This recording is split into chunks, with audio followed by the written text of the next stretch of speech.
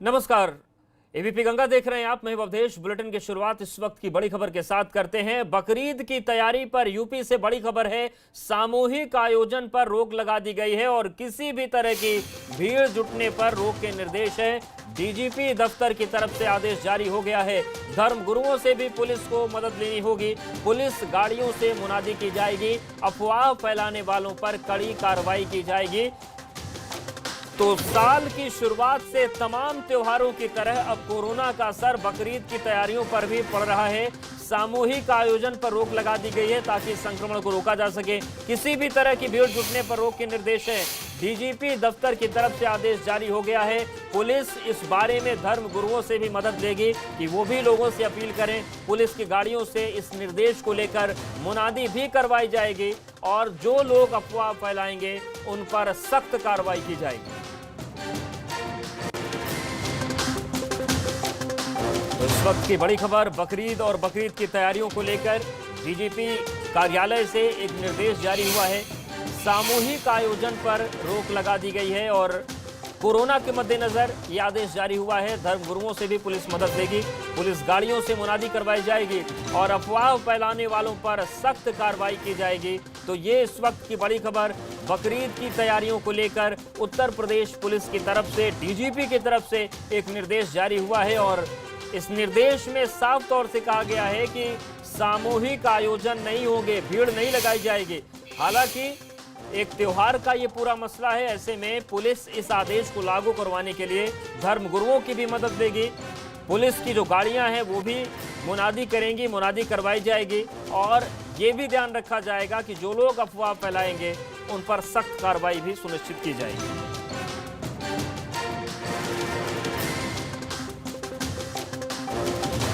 और संतोष हमारे साथ जुड़ गए हैं लखनऊ से। संतोष, क्या जानकारी है, निर्देश में क्या कहा गया है? देखिए, ये 3 पेज का डीजीपी के द्वारा विस्तृत निर्देश दिया गया है बकरीद को लेकर के कि सभी जिलों में जो अधिकारी हैं वो न सिर्फ अति संवेदनशील इलाकों में पेट्रोलिंग करें, गश्त करें, बल्कि धर्मगुरुओं से मिल करके ये अपील की जाए कि इस कोरोना काल में जो सामूहिक जो नमाज होती है, जो सामूहिक जो लोग इकट्ठा होते हैं, वो उनको रोका जाए, धर्मगुरुओं से अपील की जाए। इतना ही नहीं, सोशल मीडिया पर जो चल रही पोस्ट हैं, जो अफवाह से माहौल बिगाड़ने की कोशिश की जाती है, उसको भी रोकने के लिए साफ निर्देशित किया गया है। इसके साथ ही डीजीपी के द्वारा कहा गया है कि अति संवेदनशील जो इलाके हैं वहां पर ड्रोन कैमरों की मदद से नजर रखी जाए कि ताकि कोई गड़बड़ी ना होने पाए और बकरीद के मौके पर जो प्रतिबंधित पशुओं की जो कुर्बानी देने का जो सिलसिला रहता है, अक्सर उसी की वजह से कहा जाए माहौल बिगड़ता है, उसको लेकर के बिल्कुल उन सब चीजों को रोका जाएगा और लोगों को भी अपनी जिम्मेदारी समझनी होगी। शुक्रिया संतोष जानकारी और अपडेट्स को देने के लिए। और सीधे रुख करते हैं यूपी सरकार की प्रेस कॉन्फ्रेंस का। स्वास्थ्य लाभ कर सकते हैं और उसके लिए अगर आप जब घर पर हैं, होम आइसोलेशन में हैं, तो अगर आपको कभी लगता है कि आपको कोई लक्षण आ रहे हैं तो आप जो जिले का कंट्रोल रूम है उसको आप सूचित करेंगे और अगर आवश्यकता होगी तो आपको अस्पताल में ट्रांसफ़र कर दिया जाएगा, एम्बुलेंस से आपको वहाँ पहुँचा दिया जाएगा। और अगर आपको कोई लक्षण नहीं आ रहे हैं तो आप 10 दिन तक अपने घर पर रहेंगे और 10 दिन के बाद आपको ये मान लिया जाएगा कि आप डिस्चार्ज कर दिए गए। लेकिन उसके बाद भी 7 दिन तक आपको अपने घर पर ही रहना होगा, उसके बाद ही आप घर से बाहर निकल सकते हैं। जो डिस्चार्ज करने की पॉलिसी है उसको भी कल प्रदेश में रिवाइज कर दिया गया है। तो जो होम आइसोलेशन की व्यवस्था लाई गई थी उसमें डिस्चार्ज कब माना जाएगा वो भी उस शासनादेश में परिभाषित कर दिया गया। जैसे मैंने आपको अभी बताया कि जो होम आइसोलेशन में लक्षण विहीन व्यक्ति है वो 10वें दिन डिस्चार्ज मान लिया जाएगा, लेकिन उसके पश्चात भी उसको 7 दिन तक अपने घर पर ही क्वारंटाइन में रहना होगा, उसके बाद ही वो घर से बाहर निकल सकेगा। इसी प्रकार से जो लक्षण विहीन व्यक्ति अस्पतालों में हैं, हमारे कोविड अस्पताल में हैं, L1 में हैं, तो उनके लिए भी डिस्चार्ज पॉलिसी में परिवर्तन हुआ है, संशोधन हुआ है। अगर जिस दिन उनका पहला सैंपल लिया गया था उससे 10वें दिन पर या जिस दिन वो अस्पताल में भर्ती किए गए उससे 7वें दिन, इन दोनों में से जो भी तिथि बाद में आती हो उस दिन उनको डिस्चार्ज कर दिया जाएगा। तो ये जो डिस्चार्ज पॉलिसी है इसको रिवाइज किया गया है। बाकी जिन लोगों में लक्षण हैं, लक्षण वाले लोग हैं, उनके एक टेस्ट ऋणात्मक होने के बाद ही उनको डिस्चार्ज किया जाएगा। जो लोग होम आइसोलेशन में हैं उनके लिए ये भी व्यवस्था की गई है कि उन्हें अपना तापमान और अपना जो ऑक्सीजन सैचुरेशन लेवल है उनको अपने पास एक पल्स ऑक्सीमीटर रखना होगा, उन्हें अपने पास एक थर्मामीटर रखना होगा, जिससे कि अपना वो टेम्परेचर दिन में 2 बार मेजर करते रहें और कंट्रोल रूम को बताते रहें कि आपकी स्थिति कैसी है, आप बता देंगे।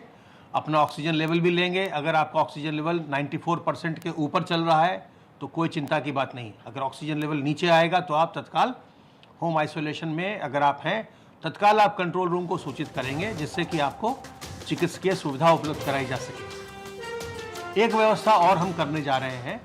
एक फ़ोन नंबर है, आप लोग उसको ध्यान से नोट कर लेंगे, 1800 180 51 46।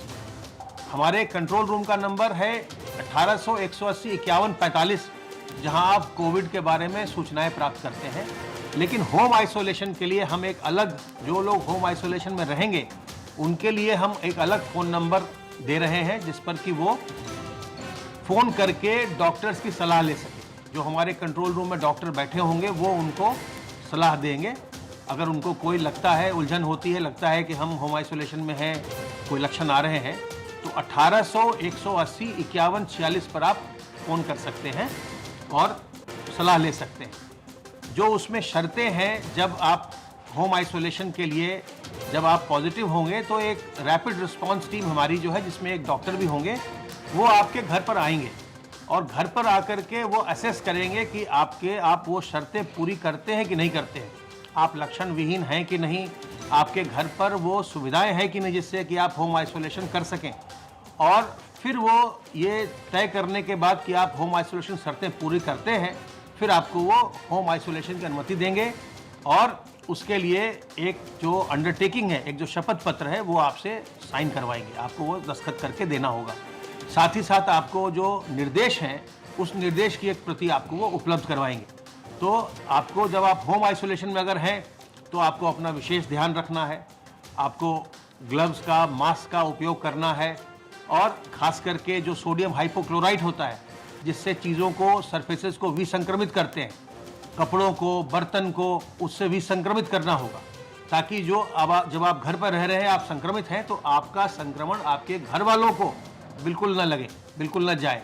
तो ये सावधानी रखनी होगी कि जब आप होम आइसोलेशन में हैं, अपने आप को बिल्कुल आइसोलेट करिए, केवल समाज से नहीं बल्कि अपने घर वालों से भी, ताकि आप अपने घर के दूसरे सदस्यों को संक्रमित न होने दें। तो ये सावधानियां जो उसमें कुछ हैं, उसको आपको रखना बहुत ज़रूरी होगा। और बाकी सभी लोगों के लिए भी आप जानते हैं, बहुत ही आसान सावधानियां हैं, बहुत ही आसान तरीके हैं संक्रमण से बचने के। अपने हाथ को बार बार साबुन पानी से धोते रहना, अपने मुंह और नाक को जब भी हम सार्वजनिक स्थलों पर निकलें तो नकाब से या दुपट्टे से उसको कवर करना, मास्क करना, मास्क से, दुपट्टे से, रुमाल से, गमछे से, जो भी आपके पास उस समय साफ कपड़ा है, उससे अपने मुंह और नाक को ढक लीजिए, ताकि आपके अंदर वायरस प्रवेश न करे। और उसके साथ ही साथ सबसे बड़ी चीज़ है सामाजिक दूरी। जो फिजिकल डिस्टेंसिंग है वो बहुत ज़रूरी है। 2 गज की दूरी लोगों से मेंटेन करना बहुत ज़रूरी है, ताकि आपके अंदर दूसरों कोई संक्रमित व्यक्ति हो, उससे आपको वायरस ना आए। सावधान रहिए, सतर्क रहिए। कभी भी आपको लक्षण लगे, घबराइए नहीं, आप तत्काल आकर के अपनी जांच करवाइए। और बहुत शीघ्र, कल से ही हम लोगों ने कहा है सभी जिलों को कि जो शहर हैं जहां पर संक्रमण हो रहा है, वहां पर वो कुछ स्टैटिक सेंटर बनाएंगे, कुछ जगहों पर वो सेंटर बनाएंगे जहां पर जिस व्यक्ति को भी लगे वहां पर हमारे लैब टेक्नीशियंस उपलब्ध होंगे, एंटीजन टेस्ट उपलब्ध होगा, सैंपल लेने की सुविधा भी उपलब्ध होगी। शहर में 10-20 जगह ऐसी सुविधाएं होंगी और जिसको भी लगे कि मुझे कुछ लक्षण आ रहे हैं, आप अपने पास के उस सेंटर पर जाकर के अपने एंटीजन टेस्ट करवा सकेंगे और अपना जांच करवा सकेंगे। अगर आप में लक्षण होंगे तो आपका एंटीजन टेस्ट हो जाएगा, लक्षण नहीं होंगे तो आपका सैंपल ले लिया जाएगा, सैंपल लेके जांच करवाई जाएगी। तो सरकार सारी व्यवस्था निरंतर कर रही है। जो चिकित्सा की व्यवस्था है, होम आइसोलेशन है, इसके अलावा आप जानते हैं सेमी पेड L1 की भी व्यवस्था कर दी गई, जिसमें कई शहरों में अब होटलों में भी व्यवस्था करवा दी गई है आइसोलेशन के लिए। और जो निःशुल्क व्यवस्था है, जिसमें 1,51,000 से ज़्यादा बेड हैं, वो सदैव उपलब्ध है। चिकित्सा की व्यवस्था और जांच की व्यवस्था सरकार की ओर से बिल्कुल निःशुल्क है। बिल्कुल न घबराएं, अपने अंदर हीन भावना न लाएं, न किसी के प्रति दुर्भावना लाएं। सावधान रहिए, सतर्क रहिए, संक्रमण से बचिए, दूसरों को भी बचाइए। अब मैं अनुरोध करूंगा अपर मुख्य सचिव गृह से।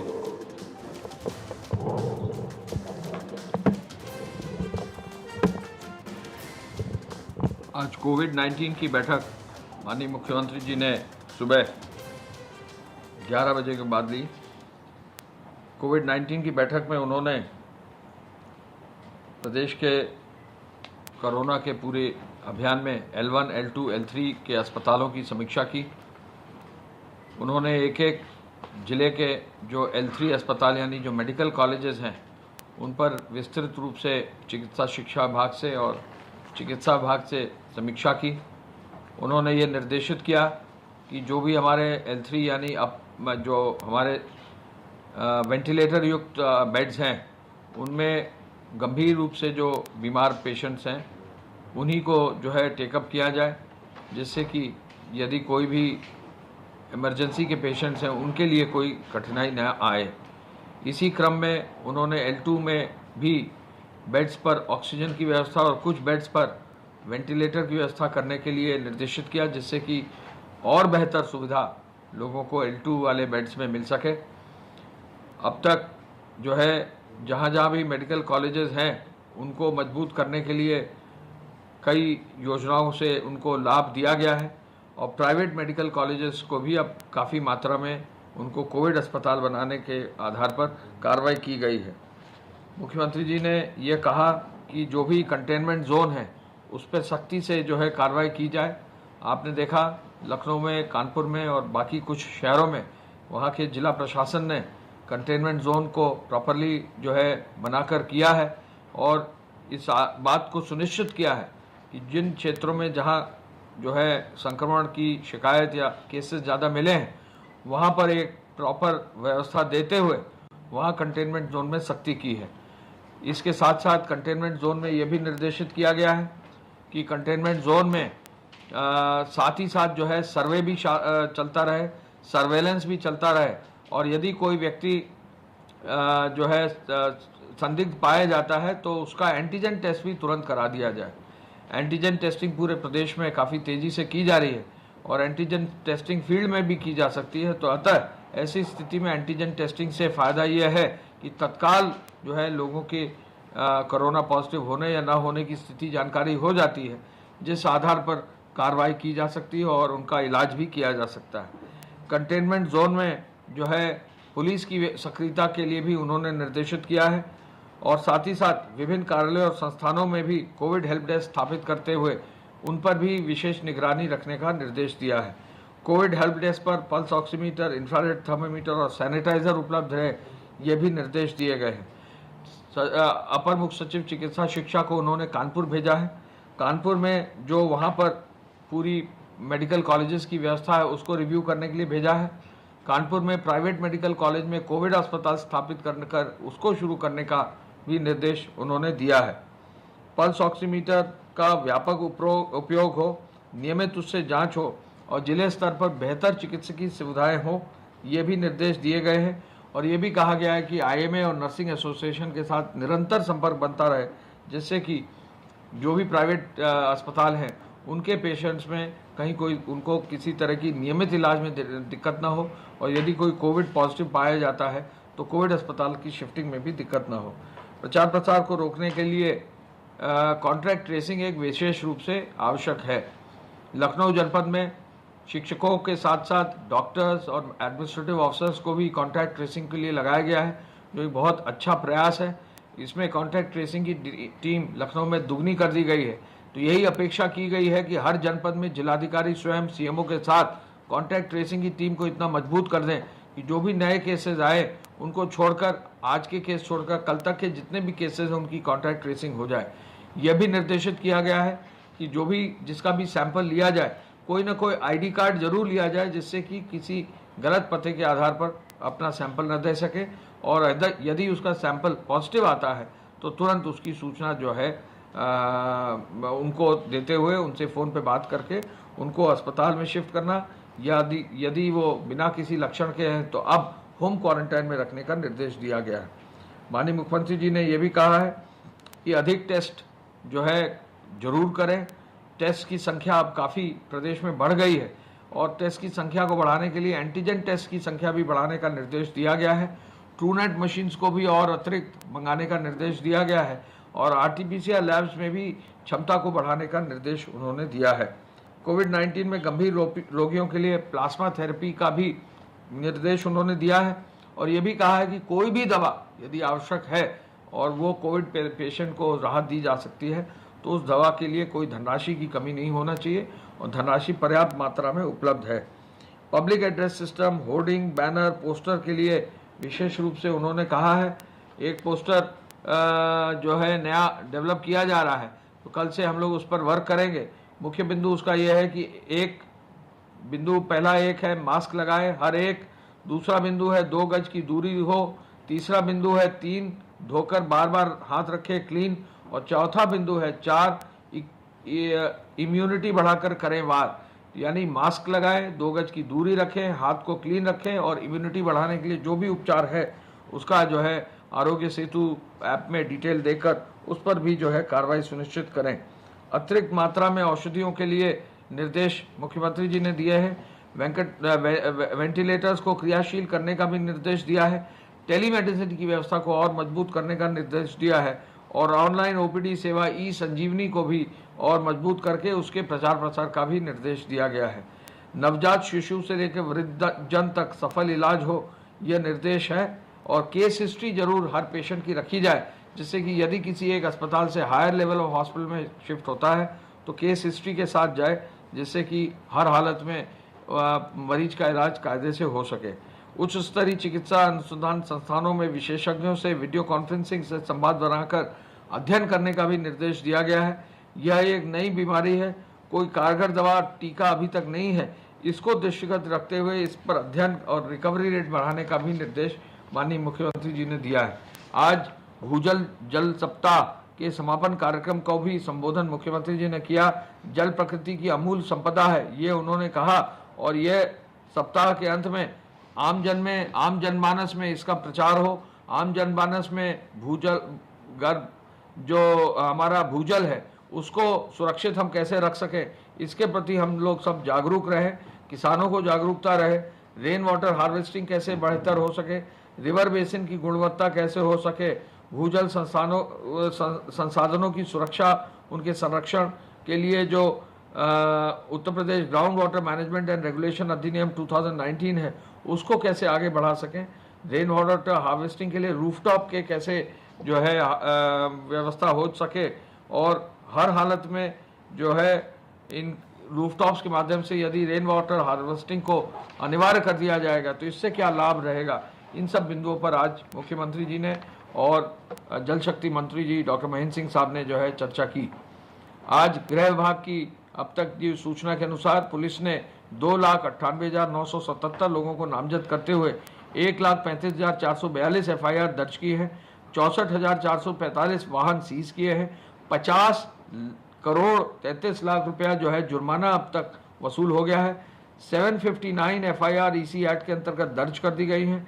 फेक न्यूज़ के 1915 मामले संज्ञान में लिए गए हैं और साथ ही साथ अब 5,532 हॉटस्पॉट्स में 10,61 मकानों में 62 लाख लोग जो है चिन्हित करके उनको कंटेनमेंट जोन में रखते हुए उन पर विशेष रूप से नज़र रखते हुए उनका इलाज, उनका सर्वेलेंस आदि का कार्य किया जा रहा है। धन्यवाद। जय हिंद।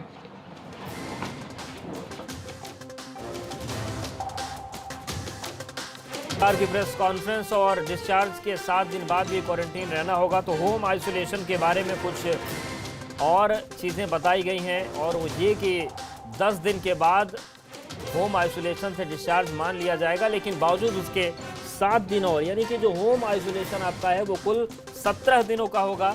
इसके साथ ही साथ एक नया हेल्पलाइन नंबर भी उन लोगों के लिए जारी किया गया है जो होम आइसोलेशन में रहेंगे।